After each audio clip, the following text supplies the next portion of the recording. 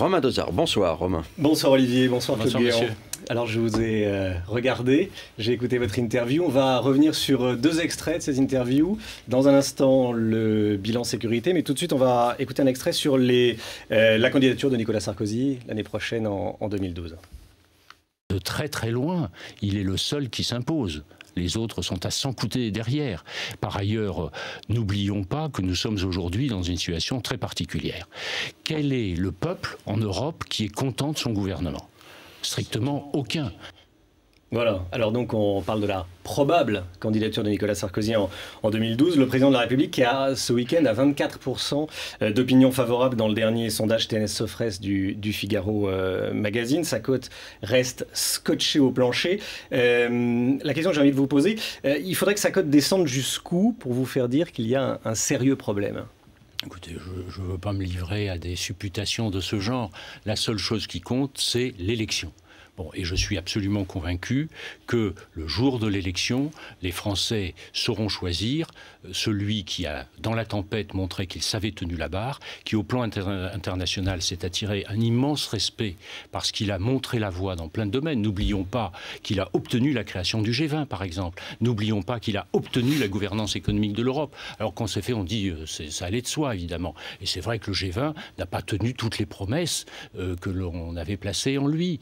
Bon, il y aura encore cependant à Cannes dans quelques jours une nouvelle rencontre et qui à nouveau va ouvrir des perspectives considérables. Mais il fallait quand même essayer. Il fallait essayer. Et on n'est pas seul au monde, mais ce sont des progrès fantastiques qui ont été à chaque fois enregistrés. Le leadership international de Nicolas Sarkozy est quelque chose qui est incontestable. Il suffit de rencontrer des responsables étrangers pour s'en convaincre. Est-ce que c'est pas d'autant plus inquiétant, justement? Non, mais par ailleurs, je voudrais aussi que la campagne soit l'occasion, et pour ma part je m'y emploierai, outre les perspectives nouvelles que le président de la République tracera, je l'espère, aux Français, le bout de chemin nouveau qu'il leur proposera, je voudrais que ce soit l'occasion de rappeler ce qu'il a fait. Parce qu'il a fait énormément de choses. Tellement d'ailleurs qu'on a du mal à imprimer nos propres mémoires de ce qu'il a fait. Mais prenons par exemple le thème du président des riches. Bon, cette épithète accompagne toujours Nicolas Sarkozy.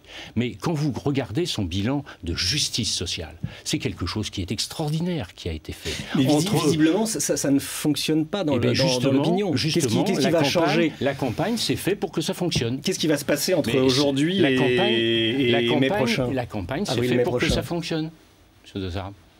C'est la campagne qui va faire remonter écoutez, c'est le moment ou jamais. Mais enfin, très franchement, il a révélé qu'il était un homme d'État à la hauteur dans toutes les circonstances, et je ne pense pas que les Français... Mais vous avez été son directeur de campagne en 2007. Qu'est-ce que vous pouvez imaginer pour 2012 là, si vous dites, tiens, Claude revient, voilà. Je ne fais pas de politique fiction. Non, mais quand même, parce qu'effectivement, la question qui se pose, c'est quel peut être le rebond? De toute façon, un directeur de campagne... Et vous répondez, c'est la campagne. Un directeur de campagne n'est qu'un directeur de campagne, s'il appartient au candidat de fixer les objectifs. Et je suis sûr qu'il proposera à la France des objectifs qui rendront les Français confiants dans l'avenir. Parce que c'est pas une vue de l'esprit, c'est pas une. Ces doutes viennent des élus. Philippe Marini, ce week-end, hier même, a dit, à l'occasion de l'élection du président de gauche du Sénat, Philippe Marini a dit l'opposition a beaucoup de charme. Est-ce que vous partagez cette opinion? Il évoquait le rôle qui sera désormais le sien au Sénat, alors qu'il était auparavant rapporteur général du budget. Mais écoutez, Marini qui doute également, qui se pose la question pourquoi toujours prendre en exemple le doute alors que vous pourriez aussi citer quelqu'un qui exprime sa confiance? Mais c'est quand même une question qui se pose. Pourquoi vous prenez l'exemple du doute? Parce que c'est beaucoup plus rare et qu'il naît. Il naît depuis quelques mois. Et puis la majorité, je pense qu'il vaut mieux prendre... Mais M. Guéant, est-ce que Nicolas Sarkozy ne se nuit pas à lui-même lorsque très fréquemment, c'est moins le cas maintenant d'ailleurs, mais... Il disait, ou il a dit, je n'accepterai pas, je ne tolérerai pas, je veux que... Et puis après, il se heurte à des réalités qui font que ça se réalise pas tout à fait. Nicolas Sarkozy, tout le monde le connaît, c'est un volontariste. Et d'ailleurs, son volontarisme a beaucoup servi aussi.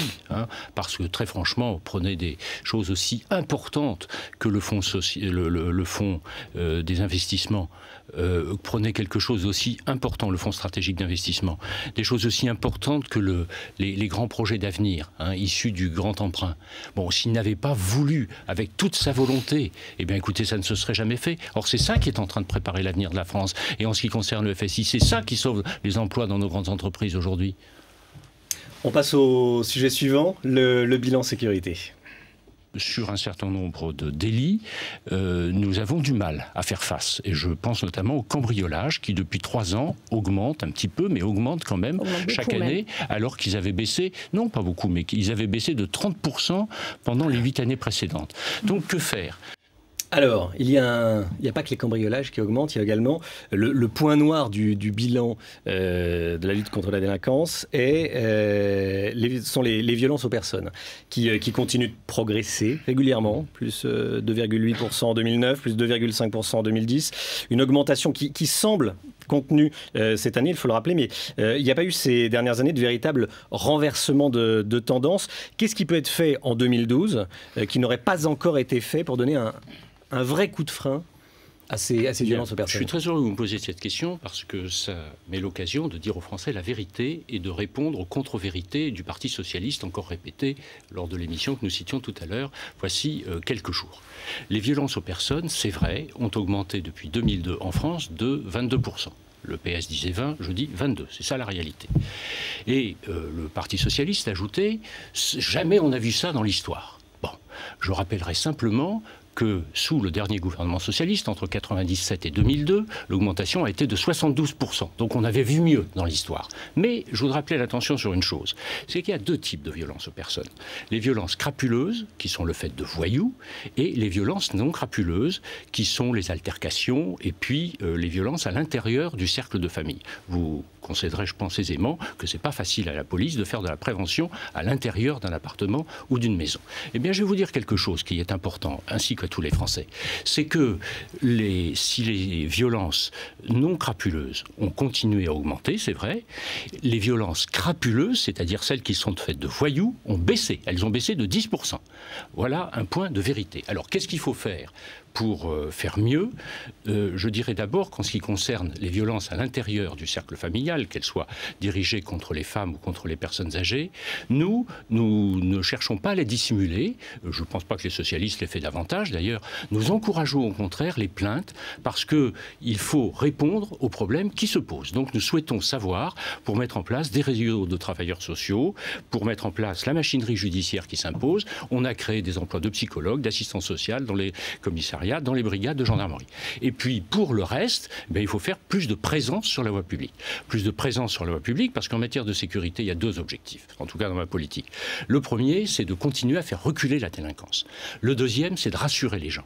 Qui ne se rassure pas de statistiques. Et c'est la raison pour laquelle, au cours de ce 2e semestre, je fais en sorte qu'il y ait plus de 4000 fonctionnaires de police et gendarmes de plus sur la voie publique, que je développe la méthodologie des patrouilleurs, afin qu'il y ait plus de gens à pied qui se montrent sur la chaussée et qui soient au contact des gens. Et les premiers résultats sont d'ailleurs très encourageants. Sur la machine judiciaire, coup de projecteur sur la Seine-Saint-Denis.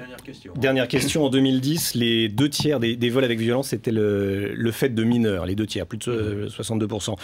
Des mineurs qui n'ont été qu'une vingtaine à avoir été écroués sur plus de 1000 déférés, plus de 8000 arrêtés, 8000 arrestations, une vingtaine écrouées en Seine-Saint-Denis. Est-ce que la justice, à votre sens, est une alliée dans la lutte de la police contre l'insécurité? Écoutez, nous efforçons avec le garde des Sceaux de faire en sorte que les liens soient à la fois actifs et très coopératifs. Ceci dit, vous soulignez là une réalité qui est une vraie difficulté, c'est que les textes concernant la délinquance des mineurs ne sont plus adaptés. Récemment a été voté un petit bout de réforme, mais c'est toute l'ordonnance de 1945 sur les mineurs qu'il faudra reprendre.